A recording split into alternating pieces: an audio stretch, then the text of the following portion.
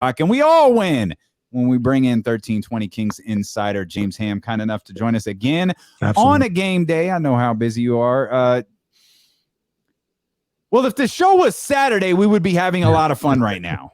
But unfortunately, the team played yesterday, and man, it was a 50-point difference from Friday to Sunday. What did you see over the course of the last couple of Kings games? Yeah, we didn't get to hear bars, right? No Drake bars, man. No Drake bars. You know they were. I was ready for them too. I was getting in the lab, James. I was like, "Yo, Drake bars is coming because it's going to be a major weekend, 2 wins," and then they just deflated the whole thing, man. Yeah, it's tough. That's what you don't want to see is this team take steps backwards. But look, I mean, Indiana is a very tough team. They do have really, really big players. And the Kings got dominated on the glass. They couldn't hit anything from the perimeter, which closed off a lot of their speed. I thought that the Kings, for as poorly as they shot the ball, they shot, 36.9% from the field, less than 30% from three. The fact that they had a shot to win it with Tyrese Halliburton with 5 seconds left, that to me was it spoke volumes about where this team is and about where they can go. I don't like that they came out flat. I don't like that they came out in the third quarter flat again. But at the end of the day, some nights you're going to have shots not fall at all. And even if they would have had a couple of even if the Buddy Hield spin shot that rolled around the rim 14 times, if that thing would have fallen in, it would have been a different game. And so again, it's just one shot. What I don't like is that Indiana basically made them play their style. And so that's a problem. I mean, again, Karis LeVert is a talented player, but I haven't seen a player like him who plays with his head down and does not look for anyone but his own shot the entire game in a long time. It's been a long time since we've seen a player like that. And the Kings still didn't really have a great answer for him. I thought that TJ McConnell was really good. And I think that's the McConnell thing. Everyone keeps saying, oh, he just kept racing right by De'Aaron Fox to the rim, or he beat Davion. To me, a lot of that was some sort of scheme that they've been really working with how they're going to do the pick and roll and how they're going to defend the pick and roll. And they're letting the guards go a little bit and sort of taking off an angle as opposed to allowing someone to get to the basket. And so I think that just lends itself to a guy who's aggressive going to the rim to score some extra buckets. Yeah. James, I gotta ask the question. I'm gonna get right to the gusto, man. I'm kind of over the whole it's early thing for De'Aaron Fox. It's early. There's a lot of season left to play. I don't like his demeanor right now. And I know if he's making that jump shot with under 20 seconds left, we're probably not even talking about this, but he didn't make it. He didn't make other shots in that game. And I think there needs to be a level of urgency from him, from the coaching staff. I don't expect them to say it to you or Sean Cunningham in a post-game presser, but it's early, but it's not. It's time to pick it up. It's time to play better. TJ McConnell outplayed him in that fourth quarter in a major way. And am I still panicking, or am I onto something here where it's he's got to pick it up a little bit here? Yeah. I mean, look, we're talking about 10 games, and I went back because I remember Buddy Hield having a really rough start to last season, right? Shooting wise. So I went back and looked, and through the first 33 games of last season, Buddy Hield shot 36% from three and less than 37% from the field. He was bad. And we're talking about, the month of January, because the season was all skewed, he was horrendous. And I think you forget that players go through stretches where they don't look right. And, for every time that there's a guy who has a 29-point month where he averages 29 and 7, like Fox did in March, there's going to be times where he doesn't look great. And I think at the end of the day, if the Kings are firing on, again, 7 of their 8 cylinders right now, or 6 of their 8 cylinders, and they're in every single game, like, I'm going to give it a little while here. I mean, I covered this team when Marcus Thornton got a paycheck and then forgot how to play basketball. Kenny Thomas forgot how to play basketball in his second season in Sacramento after getting traded from the 76ers to the Kings. I've seen players just flat out like lose it. And I just don't see that. He's 23 years old. I think the pressure has gotten to him a bit. And I think the frustration has gotten to him a little bit when the shots aren't falling and they got other answers, but they're coming back to you. I mean, there's a lot of pressure and he wants to succeed. That's why he keeps taking those shots. If he was shying away from shooting completely, I would say, hey, look, there's a major problem with his sort of psyche. But of the last 3 games, he had two of the 3 were really good. They weren't great, but they were really good. So I'm going to take that until we see him kind of balance out and figure out who and what he is this season and whether that shot can fall. And Damian, real quick, I want to ask James another thing about him that I talked to Damian about earlier in the show. And this could just all be, it could mean nothing. You know what I mean? I understand that. I understand it's just like a visual thing. And if he's the same demeanor and averaging 27 points a game, I'm not saying anything. But you've seen his whole career. De'Aaron Fox is not the same player, in my opinion, with how he approaches the game and the ferocity and the outward emotion that he was his 1 year in Kentucky and probably up into that final year with Jaeger. So 3 years, you would see him. There was a certain level of intensity to his game that showed outwardly, and that seems to be completely gone. Is that just a virtue of him growing up, being a man or something like that? Or is he not having fun out there? Me and Damian talk about all the time. He lost his smile. Like he doesn't think about the Miami tip in or the tip dunk his rookie year. I can't imagine De'Aaron Fox having that type of reaction after a play like that today. Oh no, if he's going to hit a game winner, you're going to see him bust out. You're going to see it. Like, look, it's hard to put on a smile when you can't hit a shot. It really is. Like, he knows what he means to this team. The burden of what is happening here, it's not lost on him.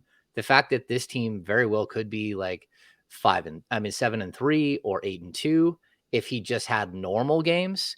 That's not lost on him. He understands that, but it's not like he's the only one who couldn't hit a shot in that game against Indiana. I mean, we saw the same thing out of Harrison Barnes. Now, the difference was Harrison Barnes raced to the key and got to the foul line, where I just don't feel like Fox, number one, is getting to the foul line at all. No, they're just not putting him on the line. And he's quietly almost at 70% free throw shooting, which, again, we haven't discussed because he hasn't been there that much, but he's quietly improving in different aspects. I just think that, look, when you're struggling, it's hard to just put on a game face and not let it affect you every single time you're going up and down the court. He wants to be great, and he knows he has the potential to be great.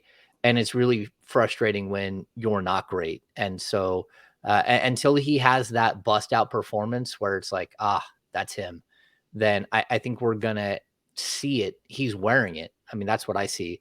He's wearing the stress and sort of the frustration of what's happened so far.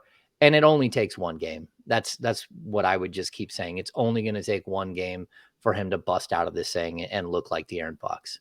I think part of the frustration is too, because you mentioned he's not the only one who shot poorly against Indiana, is that he can't rally the guys. Like, he played really well on Friday. Just like everybody else did. He shot really well on Friday, just like everybody else did. I think part of the frustrating thing is, like, we saw Tyrese really take over in the fourth quarter yesterday. Like, he had an impact on that fourth quarter. De'Aaron didn't. And De'Aaron last year was Mr. Fourth Quarter. And I think that's part of, like, maybe fans' frustration or maybe just fans' concern. Like, I hope he gets right, because he used to be able to, throw the team on his back. Now it doesn't feel like he could do that. He's just kind of in the swing. He's like another player on the team. Yeah, no, I see that. I mean, and, again, this is a deeper team than it was last year. So he's not required to do that every single step of the way. And you're seeing guys who get left out of the offense for long stretches, and then all of a sudden they've got to get theirs and they take a couple of shots.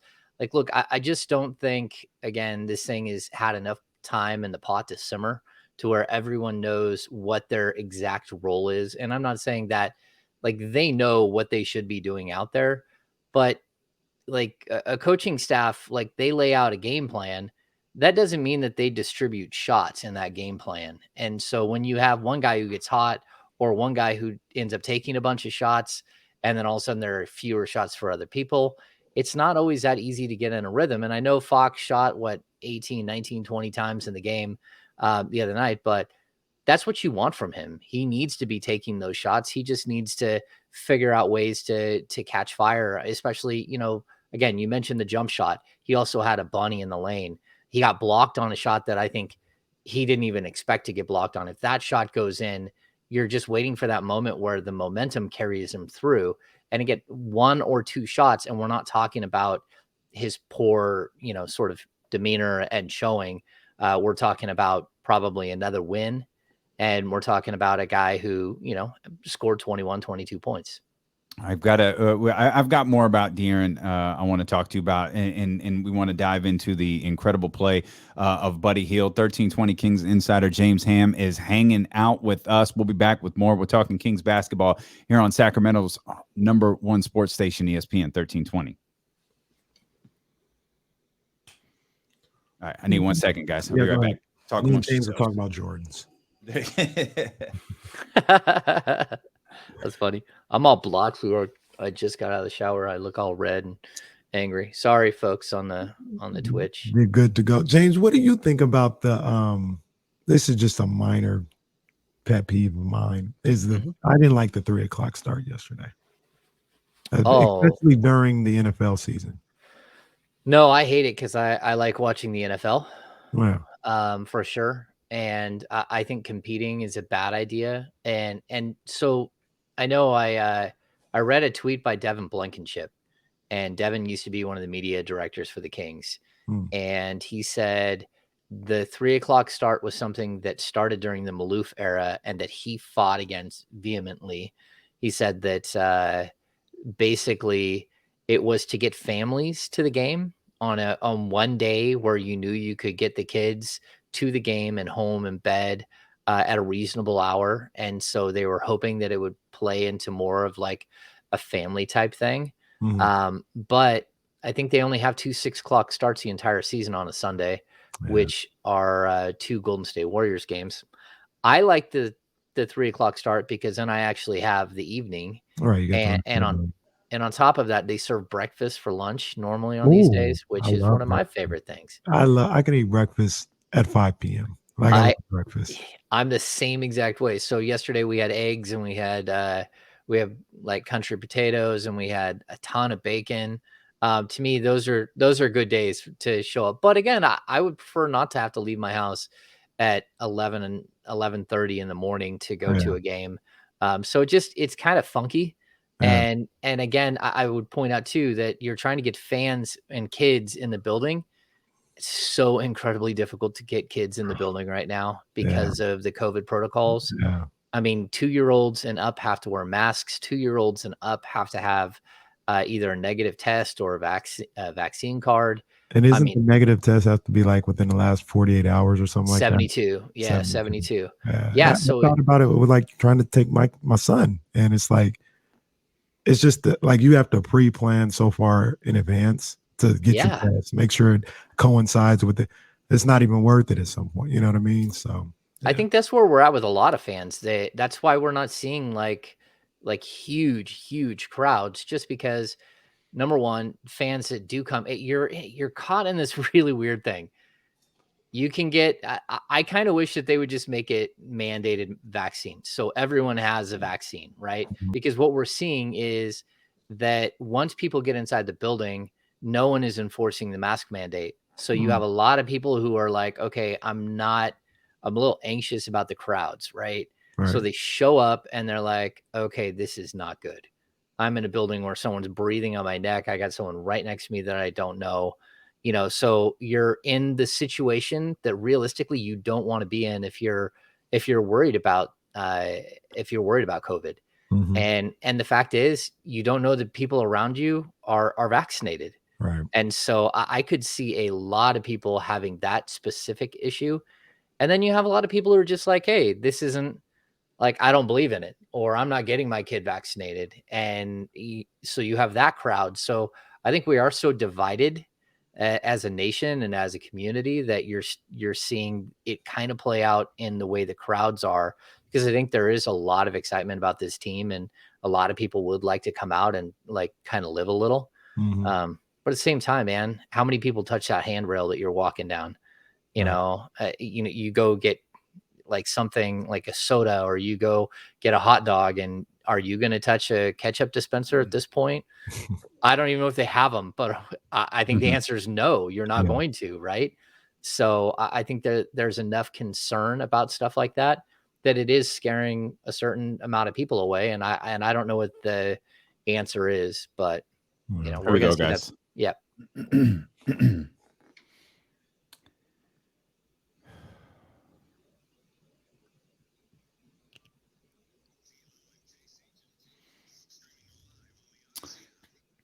The Odyssey app, Twitch, youtube.com/ESPN 1320. It's a 49ers Monday, brought to you by City Center Financial. Refinance today below 199%, APR at 1866. Go City 6. We're talking Kings basketball right now, though, as James was trying to solve all the world's problems. James and Kenny trying to solve all the world's problems there during the last commercial break. But real quick, Damien, not to get you off point, but there's reports out on the latest injury report that Tyrese is questionable tonight with a lower back stiffness. Did you hear anything about that yesterday or this morning or anything, James, about Tyrese and his back? No, it was not on the morning medical report. And, again, these are things that I track all day long. This just came, like, as you were on with us, like we're keeping James away from we are. As you were on with us, it just came out like a minute. It's all right. Yeah, I mean, I can confirm it for you right now, because we're on live radio. Tyrese Halliburton is questionable with low back tightness. Robert Woodard is also out with left hamstring tightness because the Kings. I was hoping tonight was his I night. wasn't going to be the jerk that said. Yeah. So, I mean, when it comes to the medical reports, when a team is on the second night of a back-to-back, they do not have to put in a medical report until 1:30 Pacific time, so 4:30 Eastern time. So it's kind of one of the anomalies where you kind of sit here and wait the whole time. I also, I get tied up in doing different things, so I haven't looked at the last 2-minute report to see if that just, destroys some of the things that happened last night as well. You just never know. It's one of those things that I think is just like salt in an open wound. But so Tyrese is questionable for tonight. I have not tweeted that. I had to get ready and come on the show. Yeah, so, once again, we're keeping James away from his job. James just got sidetracked goofing around with us now. He's having too much fun messing around with us during the week. We're talking about De'Aaron Fox right before the commercial. We talked about a variety of different things, and you mentioned, if he plays, normal, maybe this team wins a couple of more games, wins one game here, one game there. Team is 500 right now, which is talking about the Sacramento Kings. That's the plus. We're 10 games into the year. They're 5-5. If and hopefully this isn't the case, but if De'Aaron continues to play this way, and it's worth pointing out, like, De'Aaron's not terrible. De'Aaron's just not playing the way that we expected him to play. He's not playing the way that he closed out last season. So hypothetically, if De'Aaron continues to play like this, do you think this 500 pace is something the Sacramento Kings could keep throughout the year? Or at some point, do we need De'Aaron Fox to be the guy who we thought he was going to be? Yeah, I mean, he's going to have to be that player. He has to be that. This team will only go as far as De'Aaron Fox takes him. I'll continue to say that. Look, you built your entire franchise around him. Everything that you do is based on his speed. Like, this is who your guy is. And so, yeah, he is, like you guys say, he's the guy who stirs the drink. The straw that stirs the drink. He loves straws. Yes. Yeah, the straw that stirs the drink. So, I mean, he has to be good if this team is like, can they hover around 500 the whole season without him being spectacular? Sure, they can. But in order to take that next step, and even I think you talked about all the 3-pointers they hit the other night. I'm not sure that Fox was part of that parade. Like, I'm pretty sure he did not have a great shooting night that night when it came to 3-point shooting. He was The 0 rest of 3. He was 7 of 15. He was 0 of 3 from 3. But the rest of his game was really good. Even, Mhm. you know, his assists and everything else were really high. Yeah. The other night, like 7 of 7 from the free throw line too, by the way, in that yeah, game. yeah. Mhm. And I was looking at the game yesterday, and I think I put a bad stat up at the end, but it was because NBA.com changed the ruling on one of his assists late. But like, he had 2 assists in the game yesterday, but Halliburton had 1. And the fact is, when you shoot 37% from the field as a team, nobody has any assists Right. because you just don't hit any shots. And so that was a huge issue for the team yesterday. And so, like, look, I'm not going to panic yet. Like, I've seen players who just like forget how to play. This guy is playing. We all want to say like he's not taking that big step. He's not playing spectacular, and he's still averaging like right at 18 points a game. Like, it's not like he's been so bad you can't play him. It's just that everyone wants to see more from him, and I get it. You know, I totally get it, and I'll be intrigued. Like, if Halliburton can't go tonight, you know, does Luke, like, does he do what he has not done and put Buddy Hield back in the starting lineup and create the quarterback controversy?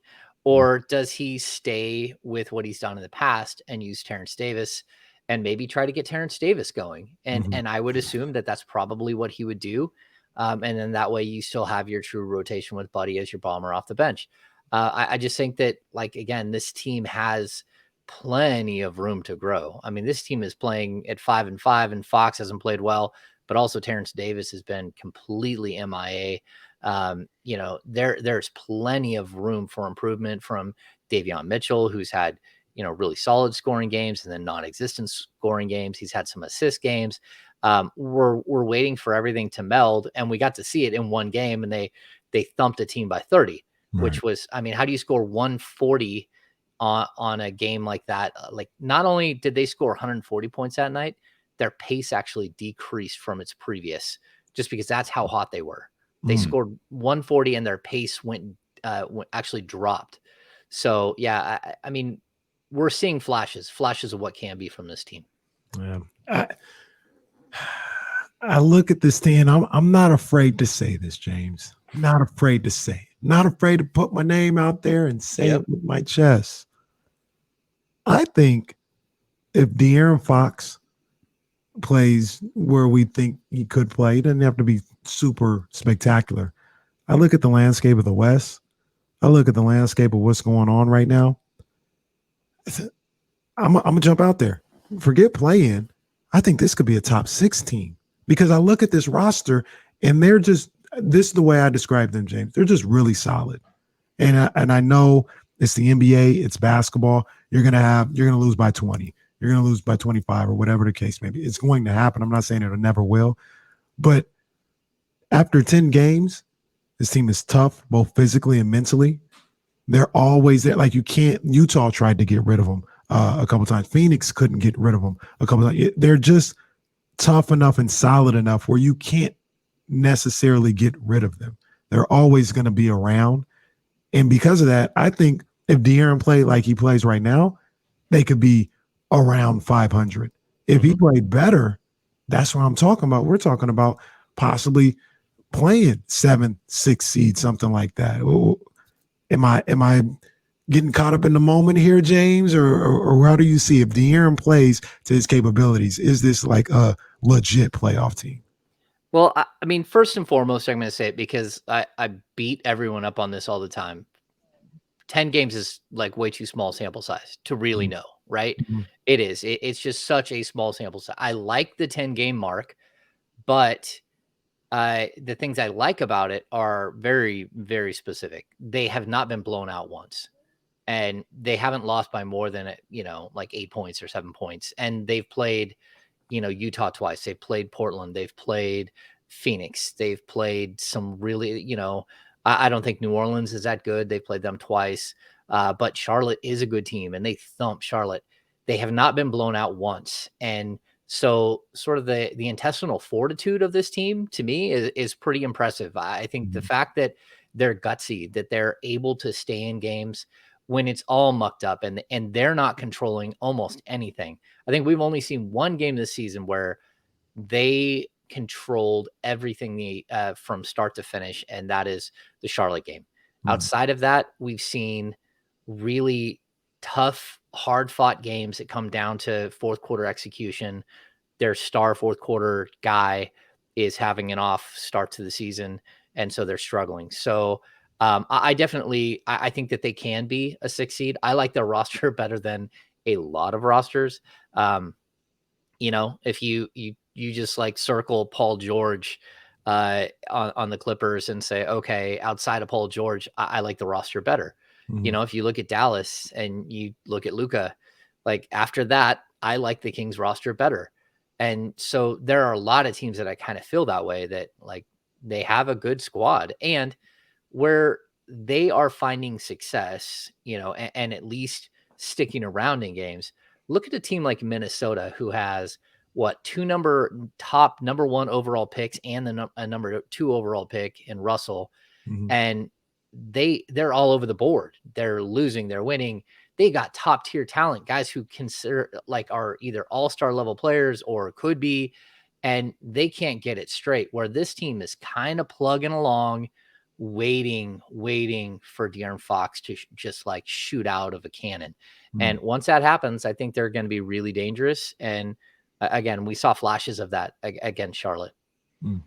One guy who's been really dangerous, James, and it's a guy that you brought up just a moment ago, is Buddy Hield. He's had a really overall good start to the season. We have decided we will determine Buddy Hield's status as an elite shooter on a game-to-game basis. And he has these nights where he's like he's 1 of 8 from 3. And then the next night he's 7 of 10 of 3. And it's just this wild, hot, cold thing. But one major difference about Buddy this year is I see him on the floor doing so many other things. And when he's 1 of 9 and 1 of 10, and I know that's a bit exaggeration, he's had some bad shooting games. I don't think he's had anyone like that.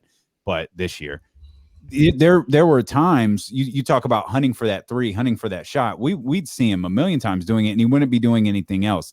Now he may still be hunting for that shot, but he's doing everything else on the defensive end. And I think if the Kings experience some success, like he could be in the conversation for 6th man of the year. Oh, I totally agree. 6th man of the year. Now I'll say this, defensively, he's been so much better, but he's always been a really solid rebounder. I would like more from him, especially with them going small, but I'll continuously point this out. He is not passing the ball like he did last year. And I think that the Kings could use that unless his usage drops way down. So he's still around 25 usage and his assist percentage is still below 10%. And that's not going to work. He has to actually set up his teammates on some of these balls. And I like how active he's being. I love the 2-man game he has going with Alex Len. To me, it's something that's totally intriguing to me because he doesn't do it with anyone else. You don't see that him and Rashawn Holmes doing that. Of course, there are 2 guys that are coming off the bench, but Buddy plays he plays starter minutes. And then you don't see him doing it with Rashawn, especially this year. Last year, I saw a lot of really nice passes to Rashawn.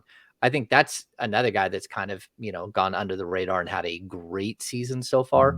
But, I like what Buddy's doing. If all he's going to do is fire away from 3, that's totally fine with me. I think it spaces the floor. It makes things easier for just about everybody. The defense is drawn to him, but he's got to take advantage of that. That's the next step.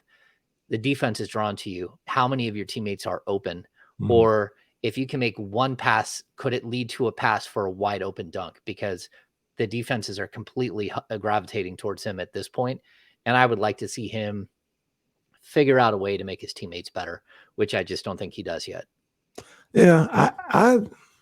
And I know you're not saying anything on the contrary, but I have no problem with how Buddy Hield has played. Like, obviously, yeah, if he could be a better playmaker, that'd be great. But as far as coming in. And I feel like you can tell me if this is not what Luke is thinking, but that's his job. His job probably isn't to get a couple assists a game. It's to get a couple of threes while you're out there, right? Like his job is to be, we talked about Terrence Davis at the beginning of the season, but Buddy's job is to be the microwave, right? Like Buddy's job is to go out there and give this team a certain dynamic from beyond the arc and just scoring wise that will add to what they can already do with that starting unit. So I like the way Buddy has played so far this year. He's had a couple of stinkers but literally only a couple out of 10 games, like maybe 2 or 3 that you could point out where it's like, yeah, he just wasn't off. But even then, it was just more so he just was missing shots. Not that he wasn't getting good looks or, he was just playing mindless basketball. I like the way he's played so far. Yeah, I mean, I think when you look at him, that's the problem, though. It's like if he's missing shots, what's the value? And that's where it's like, look, if you're going to miss shots, I can't have you go from 3.6 assists a game last season to 1.8. That's not good enough. I mean, so that's where I'm like, look, there has to be some sort of give and take. But you're right. I mean, he's only had, I think it's probably 2 or 3, like you said, games where you're just like, oh boy. And it's not like there's someone else who's sitting there that's played so incredibly well that you would bench Buddy, because everyone knows Buddy can miss his first 10 and hit his next 6. That's just the way that he is. And it's fun. I think the one thing it's maddening. It is. No, you're right. You're right. But like walking into the building yesterday, that was dreadful.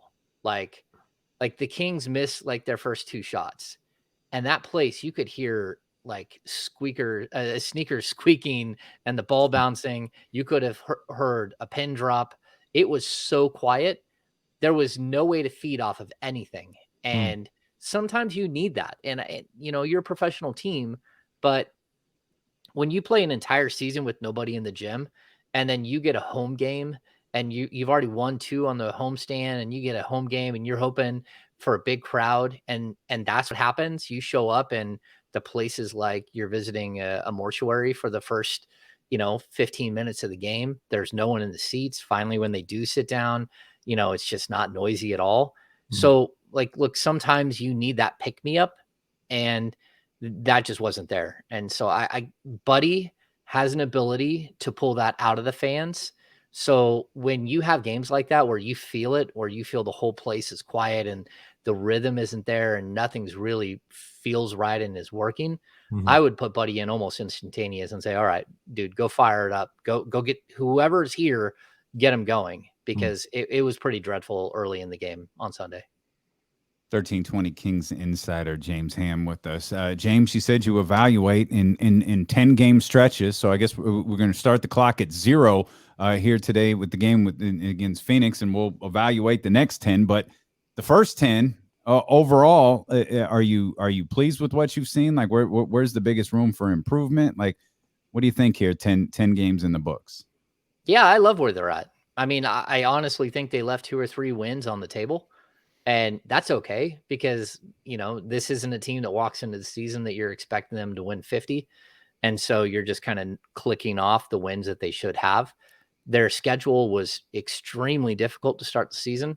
I thought they held their own against some of the best, the league has to offer, especially the Utah Jazz. That's a team that has systematically destroyed them in the last couple of seasons, embarrassed them, and they didn't get embarrassed. So I'm happy about that. I think the continuity of the team, like they're playing well together. They like each other. They're playing hard for each other. You got like most of the roster is pulling on one string, going the same exact direction.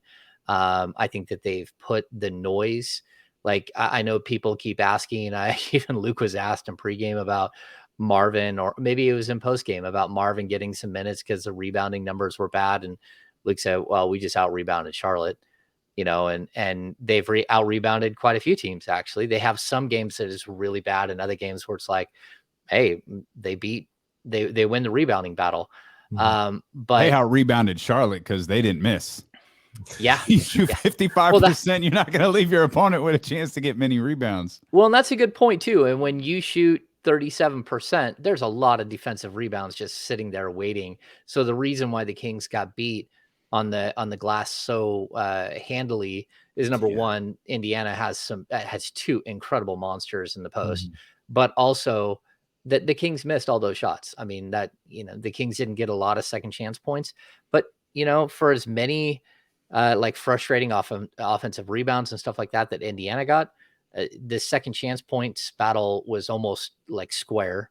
Like the Kings did a good job of containing what they could control in that game. They couldn't control the shots going in. Outside of that, I thought they did pretty well. So, like, look, if I'm looking at the whole 10 games and I'm like, what do I need to see? Number one, we're going to keep saying this until we don't. I want the pace in the top 5 in the league, not the top 10 or 11.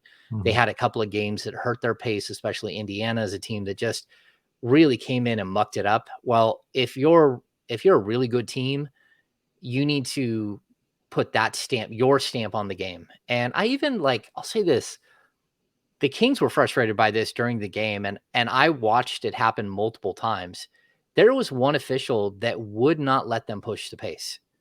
That every time the ball went out of bounds and they had like a foul on one end, they had a side out of bounds, Halliburton would run, grab the ball, stand there, throw it to the guy, and then beg for it to get the ball to inbounds it.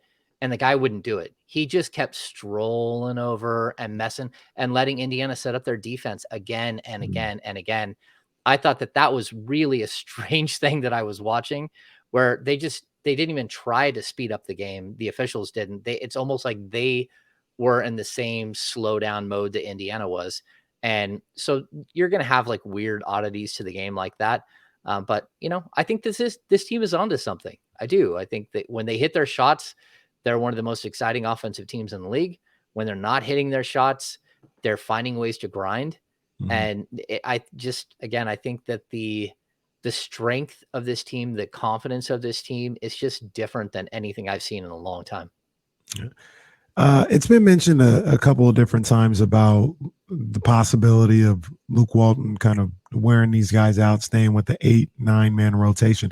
Do you think that one thing that I argued with that against, like, people were like, yo, he's got to play more guys or spread out the minutes a little bit. I don't know if there's anybody left really. Do you see any change in the rotation moving forward, assuming I think last night they went 9. Terrence Davis got 5 minutes and then he got in trouble and put on the bench. But do you see any more than 9 for a night for Luke Walton's rotation? Or is there anybody that you think should be getting minutes that aren't getting minutes right now? Absolutely not. No, I think this is like old school basketball is an 8 or 9 man rotation, 8.5 man rotation. And you got some solid players. You got some solid pieces that are doing good work. And I think also you have some solid young guys that need this time on the court right now to get better. And if that means that someone gets left behind, sometimes that's on them. And so while I feel bad for Terrence Davis because he's not getting really the opportunity to shoot himself out of his slump, and I'll also tell you this, it's very strange. Like people keep saying, oh, throw Lou King in there. Well, Lou King's not going to do any better in like 5 minutes a game. That's just not the way it works. But sorry, Louis King erupted this weekend in Stockton, James. He's been incredible. Yeah, he's averaging 30 a game. I get it. Right. He's what we need. This is what we're talking about. Yeah. But when I look at sort of the way that he's doing this, like Terrence Davis had an incredible camp. That is what everyone's saying. They're like, it really is a bummer to see this happen like this because he was so good in camp. And so is he in his own head? Do you think he's gotta be? Yeah. I mean, he's a confidence player. And I'll bring up what happened last year again.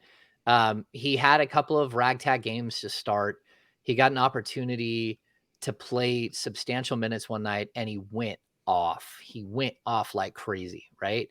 And he had one of his better games of his career, super exciting. Well, we had the issue that, he'd been traded to the Kings and we had not spoken to him since the trade. And he had not spoken to the media in Toronto at all. And so he had got in off-season trouble, and then they held him out and did not let him speak to the media all the way through the season until he was traded. So when that happens, it is on us as media to hold him accountable and ask the questions and make sure that we understand the story the best that they can. And so I asked him about his off the court issues. If he had already been asked and answered those questions before, that's one thing. But the fact that he had not done that, it left it open and almost like mandatory that the next time that he spoke to the media, whenever that might be, 60 games into a season, that we have to ask him. And so the reason I bring this up is from that moment on, he went into a tailspin for like 3 or 4 games. And then he had one game where he snapped out of it and he was right back to who he was before. So again, I think it is a confidence thing. It's something that, he is an emotional player. He's a guy that also wears it on his sleeve. And so when he had like a setback, even though the setback was off the court, I felt like it impacted him. And so now what we're seeing is, he's having some rough times and he's an emotional guy. And if he gets a couple of shots to go down, he'll be just fine. He was in the Charlotte game. I mean, he's the guy that cracked it open in the first quarter. He hit, I think he had 8 points in 3 minutes and pushed the lead to 20. And boom, game was over. And so like, look, there's going to come a point in this season where you need him big time. And you just have to make sure that when that does happen, that he's ready to play and that he's still engaged fully. Because that's always difficult too. I mean, we're talking about a 3rd-year player. He is very young in basketball life on the court. Well, you've got to start that long drive to the Golden One Center. When you get there, go say something nice to Terrence Davis. Maybe it'll help, James. Come on. We don't get that close to him anymore. We don't get that close. Oh, that's it. That's a. I'm sorry. Nice shoes, Terrence. Yeah. Let's go, TD. You got him, buddy. Yeah. Great stuff as always, James. We appreciate you. It's another busy week of Kings basketball, which means you'll be here throughout the week. So we'll be locked into you tonight, and then we'll catch up again on Wednesday. Sounds good, guys.